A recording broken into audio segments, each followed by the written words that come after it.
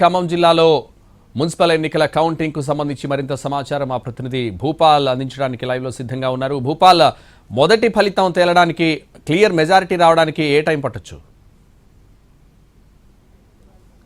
సంతోష్, ఉమ్మడి ఖమ్మం జిల్లాలో 7 మున్సిపాలిటీలు ఒక కార్పొరేషన్కి ఎన్నిక జరుగుతుంది. దానికి సంబంధించి అంటే ఇప్పుడే మొదటి రౌండ్కు సంబంధించి అంటే ఎన్నికకి కౌంటింగ్ కోసం సిబ్బంది రావాలనుకుంటూ అన్ని చోట్ల అన్ని కౌంటింగ్ కేంద్రాలు అనౌన్స్ చేయడం అయితే జరిగింది. ఈ నేపథ్యంలో ఇప్పుడే కౌంటింగ్ కేంద్రాలకు అయితే వెళ్ళారు. అయితే ఫస్ట్ పోస్టల్ బ్యాలెట్లు, అదేవిధంగా దాంతోపాటు ఈ కట్టలు కట్టడం కూడా రెండు ఒకేసారి చేయడం అనేది జరుగుతుంటుంది.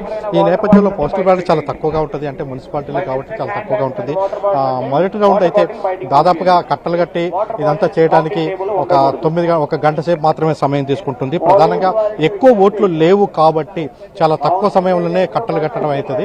అంటే మొదటి ఫలితం రావడానికి 10 గంటల వరకు, అంటే ఒక కట్టలు కట్టడం అయిపోతే 10 గంటల వరకు ఫలితం అయితే వచ్చే అవకాశం ఉంటుంది. ఎందుకంటే కొన్ని వార్డులో 600 నుంచి 1500 వరకు కొన్ని మున్సిపాలిటీలో ఉంటే, కొన్ని మున్సిపాలిటీలో 2000 వరకు ఉన్నాయి. అత్యధికంగా 1-2 వార్డులు మాత్రమే 3000 వరకు ఉన్న పరిస్థితి ఉంది. మనం చూస్తున్నాం, ఇక్కడ నుంచి వీళ్ళందరినీ తనిఖీలు చేసి లోపలికి పంపించారు.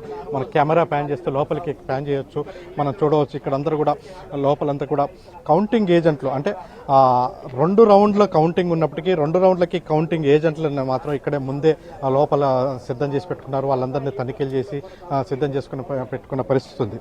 అయితే మొదటి రౌండ్ వచ్చిన తర్వాత మొదటి రౌండ్కి మధ్య మాత్రం చాలా సమయం మాత్రం చాలా తక్కువనే ఉంటుంది. అంటే మొదటి రౌండ్కి అలవాటు అవుతుంది, రెండో రౌండ్ అంటే మొత్తం కూడా దాదాపు 11 గంటల వరకు కూడా పూర్తి ఫలితాలు వచ్చే అవకాశం అయితే ఉంటుంది. ప్రధానంగా మొత్తం ఖమ్మం జిల్లాలో 10 నియోజకవర్గాలు ఉంటాయి. 10 నియోజకవర్గాల్లో ఖమ్మం, భద్రాచలం, పినపాక ఈ 3 నియోజకవర్గాలు మాత్రం మున్సిపల్ ఎన్నికలు జరగట్లేదు. అయితే మిగతా 7 నియోజకవర్గాల్లో 7 మున్సిపాలిటీలు ఒక కార్పొరేషన్ ఎన్నిక జరుగుతున్న పరిస్థితి. అయితే మొత్తం వీటికి సంబంధించి ఒక అశ్వరావుపేటలో మాత్రం ఒకే ఒక రౌండ్లో ఫలితం వచ్చే విధంగా అధికారులు అయితే ఆదేశాలు జారీ చేసిన పరిస్థితి. ఎందుకంటే ఇది ఒక అధికార పార్టీ ఒక సెంటిమెంట్ గా అశ్వరావుపేట ఉంది. గత అసెంబ్లీ ఎన్నికల్లో కూడా అశ్వరావుపేట మొట్టమొదటి ఫలితం రావడంతో ఆ మొట్టమొదటి ఫలితం కాంగ్రెస్ కు వచ్చిన విషయం తెలిసింది.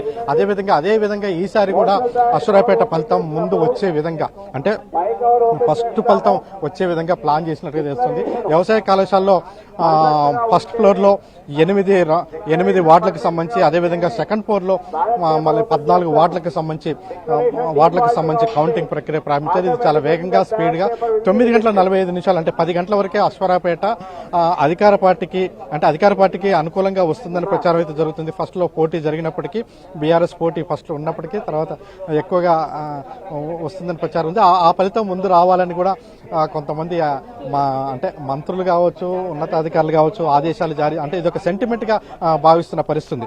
ఇంకా మొత్తం మీద చూసినట్టయితే గతంలో కంటే కూడా కొంత పోలింగ్ పర్సెంటేజ్ అయితే ఈసారి చూసినప్పుడు ఈ ఎన్నికల్లో కొంత పోలింగ్ పర్సెంటేజ్ కూడా తగ్గింది.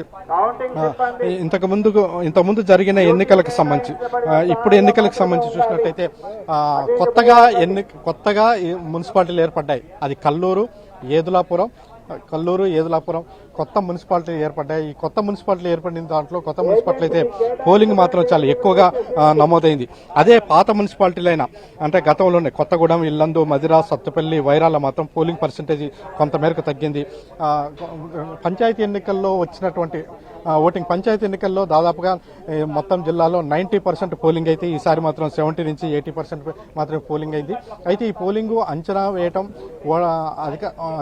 కొంత ఇబ్బందికరమైన పరిస్థితి ఉంటుంది. అయినప్పటికీ మొత్తం ఇప్పటికే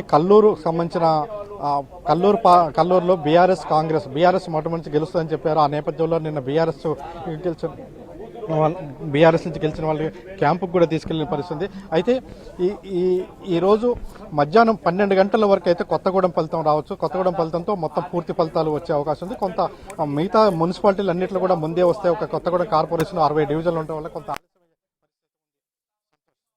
థ్యాంక్ యూ భూపాల్.